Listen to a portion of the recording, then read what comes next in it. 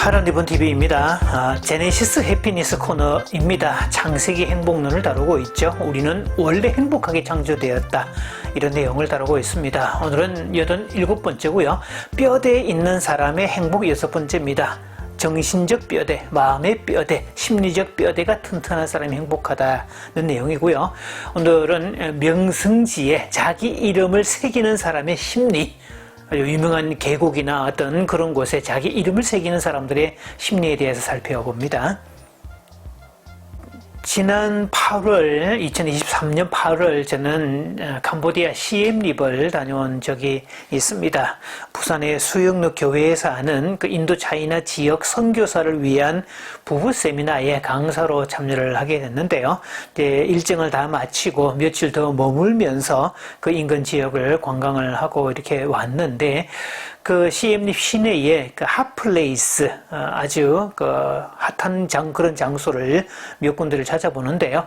그 중에 하나가 현지인들이 간다는 쌀국수집이 하나 있었고, 또 하나는 일본인이 경영한다는 팥빙수집이 있었습니다. 그 두 집을 가보면서요, 그 특징들이 하나가 있었는데, 그 벽면 전체가 다 낙서로 도배가 되어 있었다는 점입니다. 세계 각국에서 사람들이 몰려왔고 거기가 정말 핫플레이스라고 증명이라도 하듯이 그 각국에서 온 사람들이 자기 나라 언어로 이렇게 낙서를 해놓은 것을 쭉 보았는데요. 틈틈이 당연히 한글로 된 낙서들도 들어 보입니다. 사실 이 한글로 된 낙서는요, 한때는 이 세계 유적지, 관광지에 한국인들이 한글로 쓴 그 낙서 때문에 국제적 망신이 되었던 적도 한때에 있었습니다. 요즘은 아예 그 관광지나 핫플레이스에는 아예 그렇게 이름을 적을 수 있는, 이름을 아예 그냥 대놓고 그렇게 적을 수 있는 공간을 따로 마련하기도 하죠. 또 어떤 점에서 무슨 뭐 사랑의 열쇠 같은 그런 거는 이름을 공식적으로 써라고 만들어 놓은 그런 장치가 아닐까 싶은데요. 사실 인간에게는 이렇게 자기 이름을 드러내고 싶은 욕망이 누구에게나 있다고 봐야 되겠죠. 당연히 인류 최초의 사람 아담에게서부터 시작된 인간의 본성 중에 하나다. 그래서 나라와 민족, 남녀, 인종에 상관없이 모든 사람은 자기 이름을 드러내려고 그런다. 물론 남녀로 보면 여성들보다는 남자들이 훨씬 더 자기 이름을 드러내려고 그러겠죠. 특히 한국 사람들은 자기 이름을 드러내는 부분에서 다른 나라 사람들보다 좀 꽤 압도적으로 좀 큰 요구들을 가지고 있다라고 봐야 되는데, 어쩌면 이것이 아마 오랫동안 효에 관한 가치를 다룰 때 우리 머릿속에 거의 각인된 게 아닐까 싶습니다.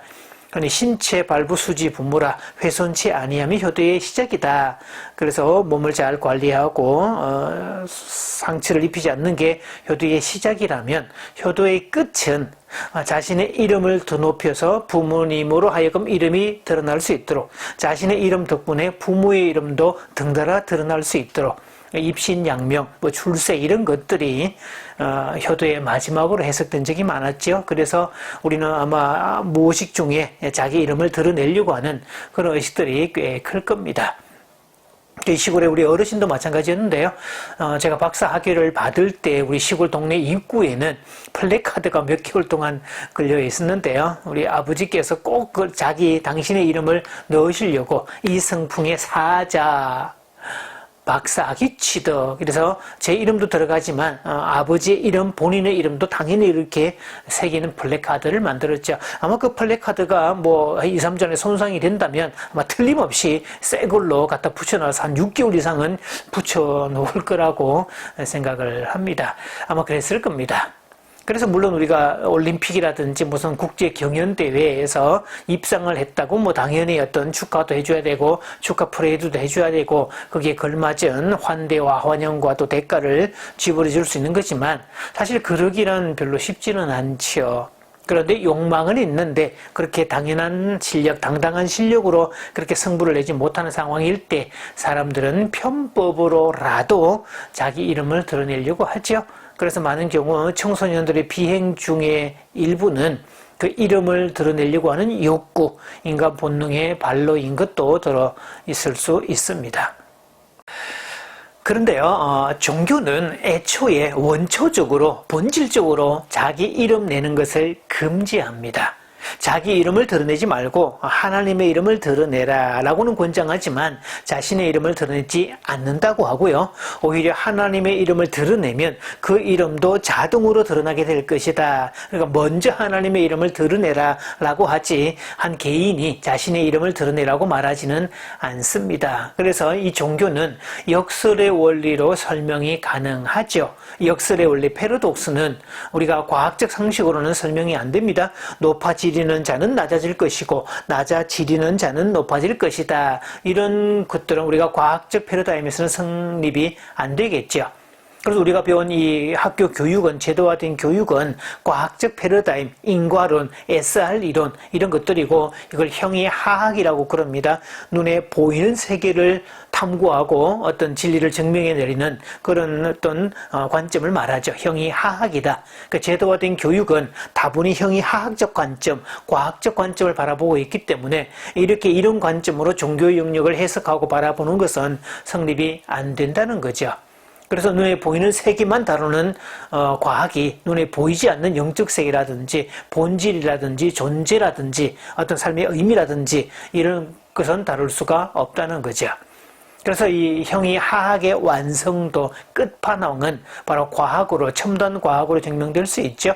요즘에 인공지능을 비롯해서 뭐 챗GPT라든지 온갖 첨단 과학 문명은 형이하학이 만들어 놓은 최산물이라고 볼 수 있습니다.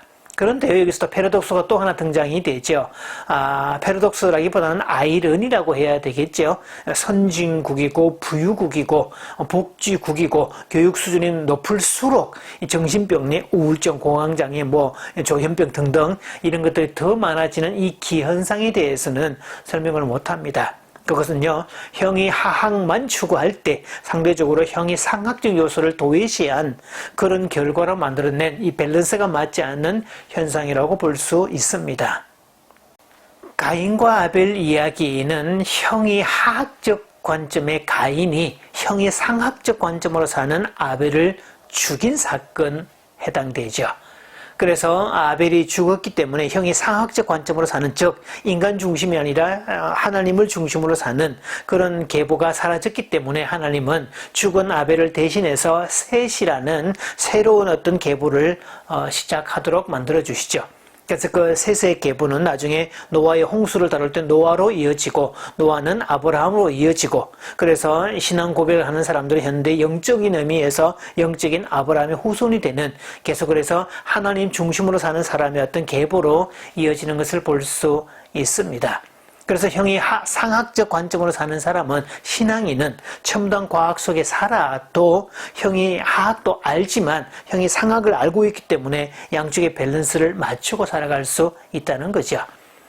세상의 아이러니 중에 한 가지는 행복을 추구하는 사람 치고 행복한 사람은 별로 없다는 점입니다.